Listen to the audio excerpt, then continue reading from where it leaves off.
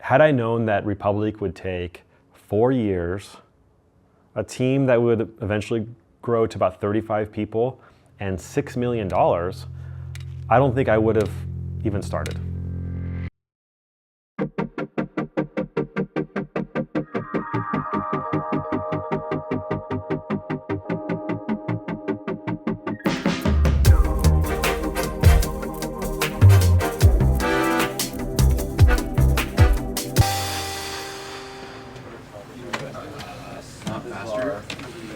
Like the scope of that, making like a true random guard, because like. So early on, it was a struggle to collect a team to develop Republique because we're a brand new studio. We don't have any success under our belt. We can't pay big salaries. I was able to rally like a really great group of people.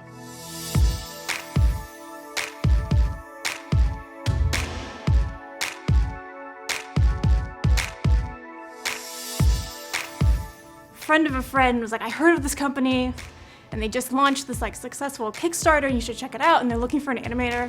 And I looked them up and I was like, oh, it's a stealth action game and I love those, and this could be it. I've been unemployed for so long, like, here we go. This is the one I'm really excited about. I was in school at the time. When I heard the news that Ryan had left Microsoft and was starting his own company, I just kind of like cold emailed. I said, I don't know what you guys are working on or what you got going on, but if you need a summer intern, I'll do anything. I was lucky because, you know, they interviewed me at the coffee shop, which was really casual. So next to our early offices was Top Pot Donuts. And so, you know, I would pretty much just eat Top Pot for lunch. I would eat donuts for lunch each day, which is obviously not healthy. Met up for coffee and he was like, so like, what are you interested in? Like, what do you want to do? And I was like, hey, you know, I'd like to work at a game company and do some game design. He's like, okay, sweet. And then Ryan was like, yeah, so when do you want to start? And I was like, oh, so I have the job? Ryan would, you know, meet people there and get them to buy into Camouflaj, then accept the offer, then take them over to the office.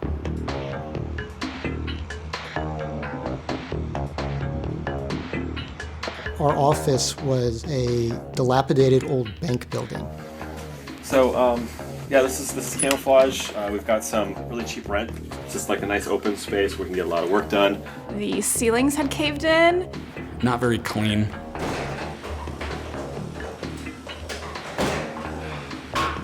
We had a bathroom with a toilet that didn't really flush, it just kind of spun around. Wires just hanging from the ceiling. I have all of the internets coming through this pipe. It's pretty sweet. Everybody has to talk to me to get their internet. Daisy chaining, extension cords. Not enough power for everyone's machine. Rolling power outages. Ryan bought a satellite dish. We were siphoning Wi-Fi from his building, which is right above where the office was. We were packing people literally elbow to elbow. Close to 35 people crammed into that space. Sardines come to mind. It's very cozy. And everybody had a couple computers and 2 or 3 monitors. It was hot. We had no AC. As the team was growing, literally breaking down walls. Violating so many codes. And there was construction happening constantly around us.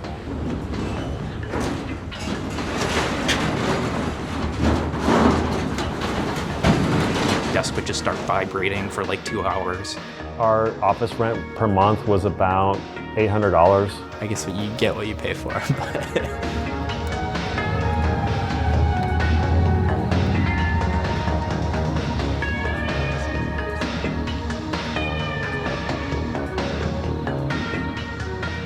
You know, we're in downtown Bellevue, which is pretty great, so. It was really appropriate for us to be there because it represented a small, struggling company, and certainly we were that. Mocap data, so on Caitlin, we're going to set up the Camouflaj actor, also start to process the gameplay animation that we mocap and implement to a polished state and bring it in. In a relative sense, Republique was fairly cheap, and we operate our studio very much like an indie studio. I wasn't paying myself very much, we weren't paying ourselves very much, and so early on we had a fiercely independent spirit. There being kind of a flat structure, very little formality, very little role definition beyond what was absolutely necessary. Hey, you're in charge of this, you're in charge of that. I loved it as somebody who didn't fit into any of the super well-defined traditional game development roles. When I started interning at Camouflaj, I was getting people coffee, bringing people lunch.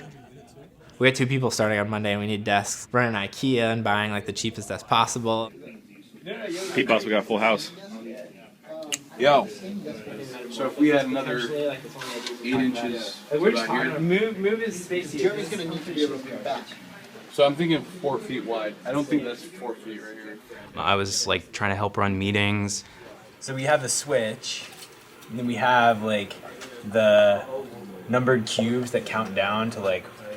Have you seen it, right? No, I know that part. So I came up with like ordering PC parts on Newegg and building PCs. I'd never built a PC before. I did a paper prototype of Republique with pen and paper and dice. Basically anything we needed done. Every day, waking up, I would like grab the device. We had like, whatever iPhones, iPads, like whatever. I would get the new build and just test it, and then we'd find bugs.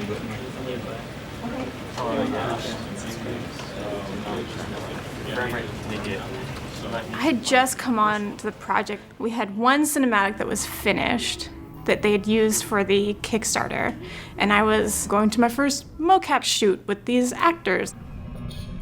We are rolling. You're a long way from your room, child. I'm not a child, and I'm not going back to my room. Don't worry, we're not bringing you there. Cut. There's all these systems, and now I have to learn how to apply that to the characters, and I haven't done that before. And like someone is running me through it, but they're only telling me it once, and I have to remember it. It was a lot to kind of jump into. A lot of the veterans that we worked with, they would kind of come in and be like, "This is so refreshing," we're like, "I'm back to like my indie roots, away from the corporations." But yeah, it felt scrappy. I had experience with working in motion capture when I worked at Monolith. Caitlin and I and Brendan were sort of like this 3-headed monster. Brendan would write these elaborate scenes, and then he'd get together with Caitlin and I, and we would discuss the cinematics and how they would play out. Most of the people that were working there were young, sort of fresh out of school, not a lot of experience, but super talented, just hungry. And then there were a few older people, such as myself, who were there to mentor. Since you have to go through so many things here. Oh, like if... Because these 2 checks are faster than this check. And you have no, like, in fact, you could put all of these on one if, right? Oh, okay. And I would do this one last. Okay. The people that worked there were all there for a reason, and it's because they believed in the project, and because of Ryan, and because of Brendan Murphy, and your belief that they were really making something special. Early on with Republique, it was just Ryan and I beating out the story. He could even say like, "Hello, I'm Cooper. You may remember me from the guy who gave you the tour of the facility." Yeah. I mean, is that too on the nose, or is it like... That's good. In writing a movie script, an explosion happens, and you don't pay any thought to, is that explosion going to be CGI, or is it going to be practical effects or whatever. In a game, however, I had to sort of rethink the sort of details based on what was achievable, given like the amount of time we had and the budget we had. Unqualified disaster.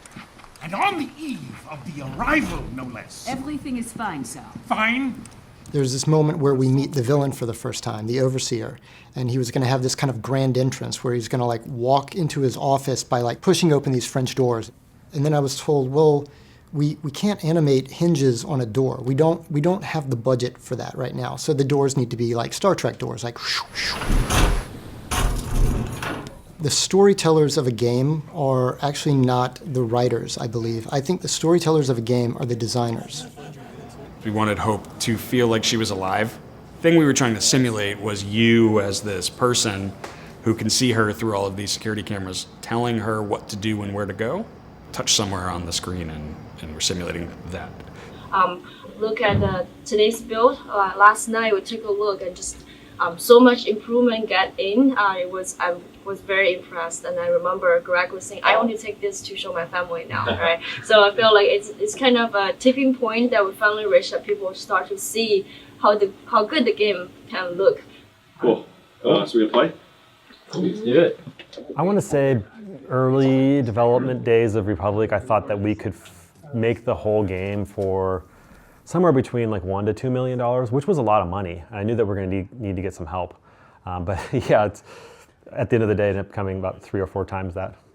The other thing is, we have Jeff in today. We're going to be out meeting with our law firm, and I don't know what we're going to be talking about, but I'm sure it's going to be very exciting. Sounds like fun. At a certain point, it became evident to us that it's going to be a miracle if we can complete this game. So we need to scale this thing down. We realized that we were not going to ship Republique as one product. It was going to have to be episodic. We had to do it because we did not have the cash flow to build out the entire game as Ryan envisioned it to be. Well, we wouldn't have survived. By just focusing on episode 1 for $4.99 on the App Store and then shipping the season pass for $15, we can actually get the revenue that's required to help us finish the rest of the game. I remember talking to Ryan at one point. He's like, how well do you think this game's gonna do, right? In total, just give me your, in terms of gross revenue, just how much, and he was like, maybe 4 or 5 million. And I was like, Ryan, if this game does half of that, okay, it's gonna be a major victory.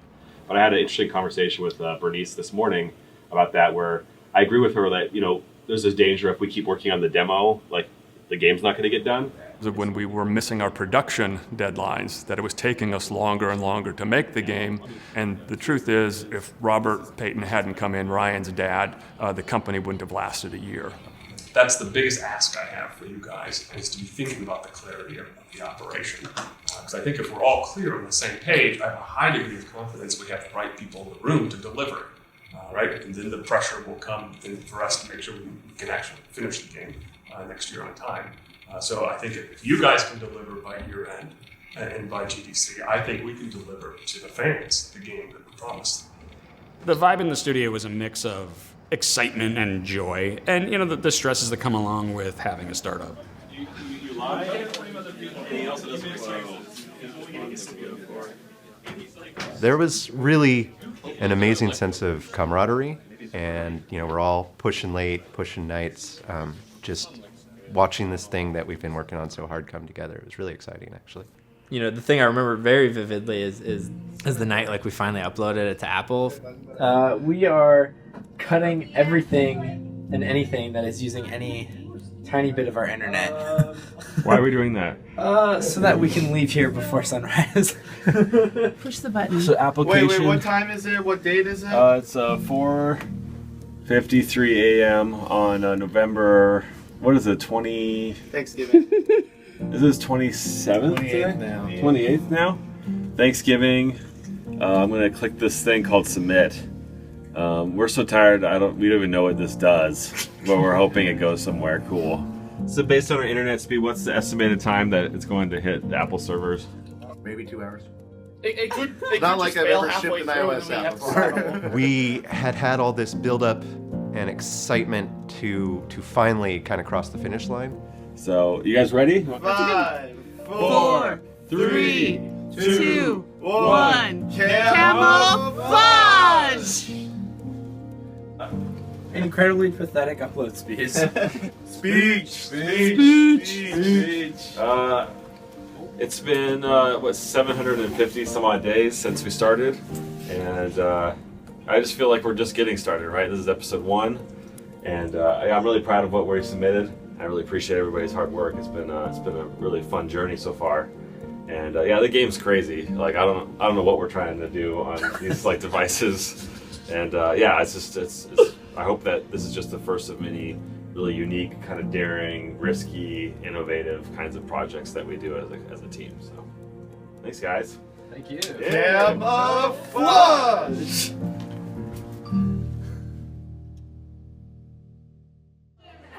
Oh my gosh. Oh no, okay. Okay, so I don't have anything to say other than I love you guys. Every one of you. Every single one of you guys. So, I don't have much more else to say other than let's have some cake. And I adore and appreciate every single one of you guys.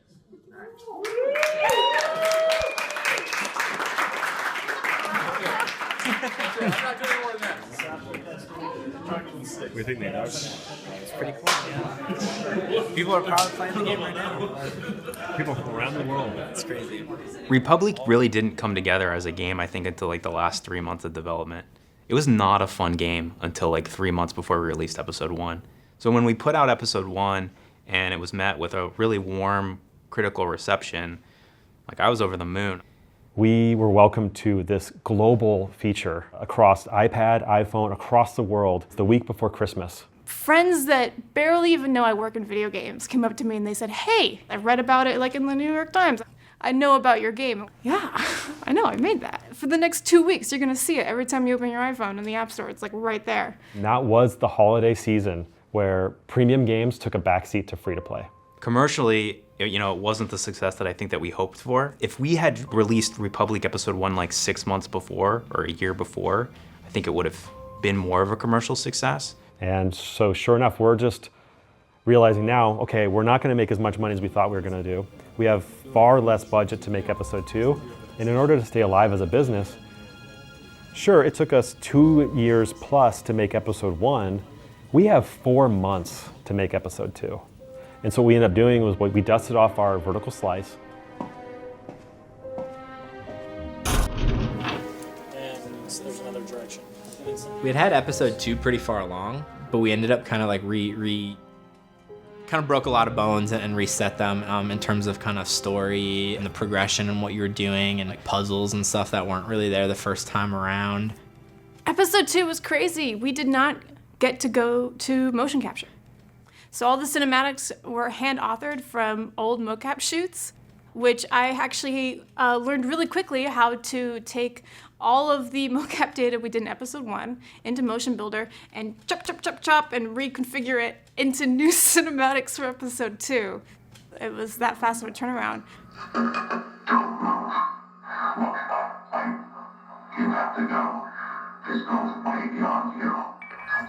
You know, a lot of it's kind of just like a blur a little bit, so it's so nuts. I was developing the game for 8, 9, 10 hours a day, and then I still had also all the other crap that I was doing. Pseudo office manager, make us PCs and build desks. I was done with school at that point, and my partner, she was still in school, like a few hours away, and so like if I was going home, I was just going home to like play video games. Like it was kind of cool and it was fun. Had that like youthful energy. It also marked the start of when Ryan kind of asked me to take over for the VO, like schedule actors and figure out line counts and organize the scripts, like working with the story and like what was the actual like progression of the whole episode gonna be. So I started getting like more and more ingrained into like pretty high level stuff. There wasn't this like experience or like age like gap preventing me from doing that stuff, so it was pretty cool. Episode 2, I think, is my favorite episode. It's the best demonstration of our creative vision from like an artistic, just visual perspective. Beautiful space. We added a bunch of verticality and this sort of expansive vista and this new playground to play in. This direction, where like there's obviously like an area that's wet and then it's trickling down to his hand, and then we can just like have that effect like drip from that point. Somehow we made it, and I think honestly the only reason we were able to is we did have that mix of really young talent and some old veterans. So when I was about to pass out, because I didn't have any sugar in my system, Jeremy was able to prop me up and then carry me to the finish line. He's just up these stairs. Librarian! Librarian! Oh no!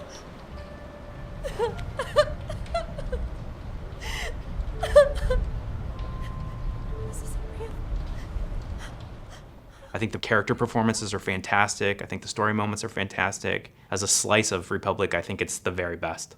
And in 4 months, I still can't believe we did this in 4 months. In 4 months, we shipped episode 2.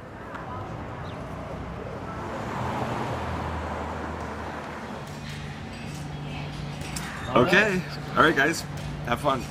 Episode 2's out. We get the feature again. After working so hard on episode 2, we were at the launch party. It's Ryan's birthday.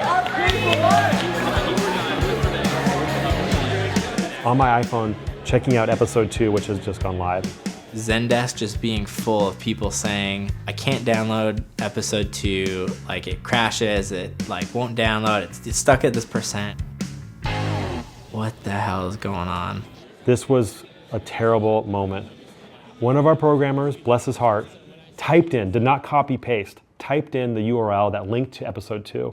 HTTP, not HTTPS, which was an error, which resulted in lots of people buying episode 2 and then one-starring it because they put money towards it, and rightfully so, being very upset that you couldn't actually play the game that they just purchased.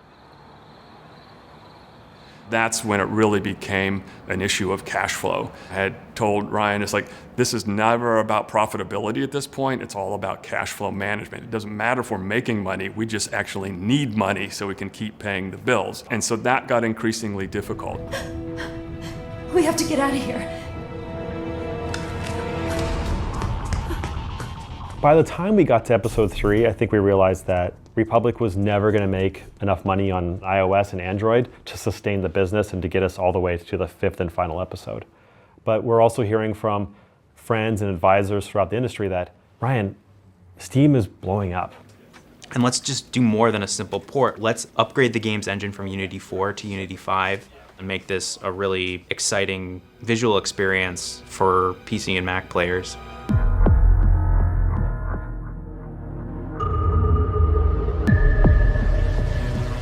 Ryan's craftsmanship as businessman came out when he went to Unity. They were looking for good quality titles that showed off their technology. Please, I need your help. I don't have much time. Did you do that? They're right there.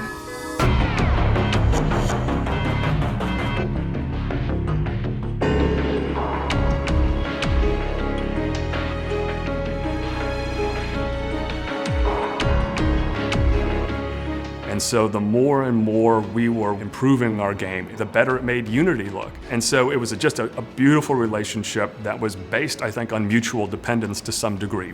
We really needed them and they really needed us. It was a great mutual partnership and was also completely essential to us surviving as a business. Unity had office space that they were not using. Why don't we do a deal?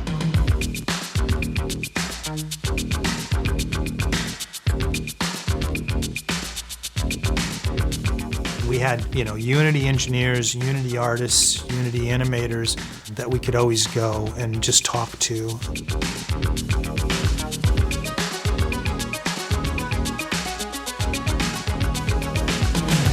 Camouflaj! Thus began the Herculean effort of stopping midway through the production of an ongoing game and make Republique Remastered. We rebooted episode 3, which is why it took longer. I actually got to basically own a piece from like start to finish. So like empty Unity scene, like carving out like geo, iterating on it. So we settled on this mouse and keyboard scheme, went around, had friends of the studio play test the game and give feedback. I felt confident about this being not only a good experience relative to mobile, but maybe even better. That I actually think is my preferred way to play the game. The art team had to like redo a lot of the art content for all 3 episodes. All the environments and shipped like a really amazing looking episode 3 on PC. Well, episodes 1, 2, and 3 on PC. Good evening, citizens of Metamorphosis. As we make our final preparations, we must be extra vigilant. Keep a watchful eye out for our Republic. When we released what was then dubbed Republique Remastered on Steam, we were featured in the Steam store. But by that time, once again, we had arrived 6 months or something too late. The indie apocalypse had already just taken over. It was on the front page of Steam for maybe 4 hours. We got smashed by a game that was just kind of like a weekend project, and it was kind of like the flavor of the day. We still have 11,000 Kickstarter backers that we've promised to deliver this content to, and we have at least another year or 2 of development ahead of us for the remaining 2 episodes. Which, by the way, at this time, I'm still not convinced that we're gonna finish this series. It was scary. And we don't have much money in the bank. And so I shifted my focus towards finding, for the first time, like a true publishing partner. And thankfully, we found a home with the Japanese publisher, Gung Ho. and they helped us fund episodes 4 and 5. I'm forever thankful for those guys to help us do that, and that's a great success story for us.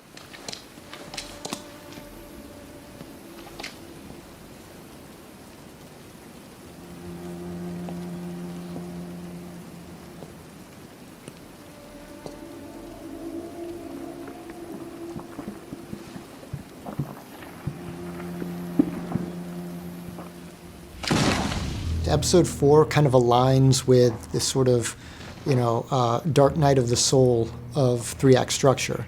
It was sort of the low point for the character. And so we knew, not that it needed to be like visually radically different, but just that things had to get really, really bad for Hope and seem very, hopeless. How do we create the darkest chapter in the story of Republique?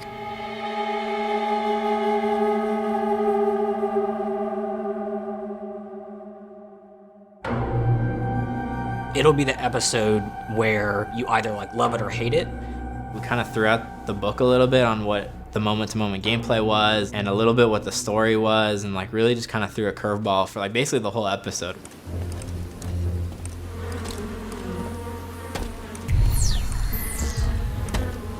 You're being stalked by this character called the Mammoth, who is basically hunting you down. Very much like a nemesis type character from Resident Evil. Unlike the other episodes where every time you go into a new space, you're trying to see where all the guards are and see what their patrol routes are.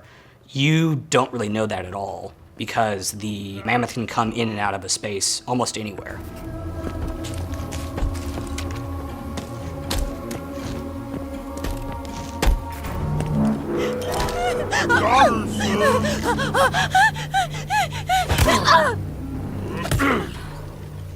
You follow the directive well. Thank you, sir. Positions. Caitlin played Hope. I would be the Mammoth. What? You come here, grab, pull. I punch you, and I punch you. He was meant to be really super tall and slouchy. I'm a bit of a sloucher. Speed. Slate. Take 78. Action. My gate. Our gate. Yes, sir. You're right, sir. Ted and I just kind of got to go like with whatever direction we wanted to. The key. We can open it with the funny key. Thumbs up.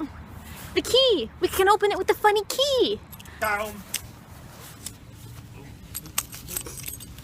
Move. Move. Click. It fits. We won. My gate. You broke the key. You broke the key in the lock. No, she did it. You make a mess of things. Yes, sir. I had to learn all those scripts and hit marks, and that was hard. What does the captain say? Clean garden, clean gardener, sir. Conscience, sir. What's the line?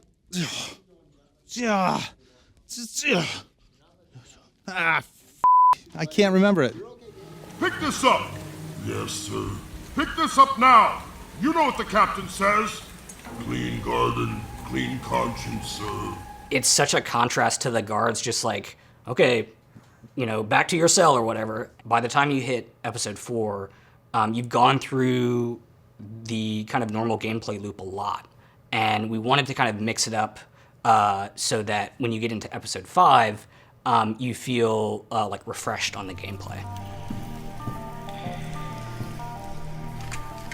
Episode 5, it was a look back through the history of the game. We were going back through all the spaces you'd been in episode 1, episode 2, episode 3. We knew at the last episode we wanted to have connect all the pieces together. So episode 5 gives you a kind of a stark choice. We've had sort of an angel and devil on our shoulders up to now, Mireille and Zager. Mireille represents the beautiful lie, and Zager represents the ugly truth. No killing. We turn their hearts. Better yet, we turn them into hamburger. So, Pre-Cal, how do you and your friend want to do this? There's 2 different paths. Like there's actually 2 episode 5s, each their own set of like cinematics and gameplay, and like they each have like unique mechanics that are only in one or the other. We went all out and we probably spent more than the money Gung Ho gave us. Like in true Camouflaj fashion, I don't think until recently we've been responsible about only spending the money that we get to make a certain thing. We wanted to send this series off ourselves in the best way we could. And I think we're setting up our legacy, right? We wanted to say, even if this is not a commercial success, we're not going to give up on this game. We had the partnership with Gung Ho and they were basically funding the rest of the development. And have it all culminate into a final deliverable, which was bringing the game from episode 1 to episode 5 all together on PlayStation 4. The first kind of creative, logistical hurdle that we encountered as a team was, how are you going to control the game? When you play Republic, you are not controlling the character. You are directing the character. It's okay, you put a PlayStation 4 controller in the player's hands. Like, what are they doing? In spite of the fact that we were maybe going back on the fictional conceit, the best thing to do was to turn this into a conventionally controlled third-person stealth action game where you're directly controlling the character. Another issue became when you go into OmniView and you're hacking, like, we can't just let the player touch it. The solution that we ended up landing on, I think, was actually really elegant, but it took a ton of time to make sure that we were covering all our bases. I remember that being really, really difficult. Being able to play Republique from beginning to end with sort of no episodic, chapter stops or waiting months between episodes or whatever. Delivering on our original vision of the game. It was the $64,000 question of like, is this going to feel like a cohesive story? And then when it did, I think we all just breathed a huge sigh of relief. That was a really cool moment, actually being able to hold a disc in my hand of something that I'd worked on and been a lifelong dream of mine. It was on my phone and it's cool, and I had the iPhone and I could like show it to folks and stuff. But like getting to have that disc was like awesome. It was something I'm really excited about. Thanks for everybody for coming. Today is like really one of the most rewarding days, if not the most rewarding day of my entire career. This is a really important day for me, and I just want to really express all my thanks to you guys and all the time and effort you guys put into this game. Like your guys' DNA, your guys' fingerprints are all over this game, and that's what I see when I look at the game. Once I had that disc in my hand, that PlayStation 4 version, that was an incredible landmark.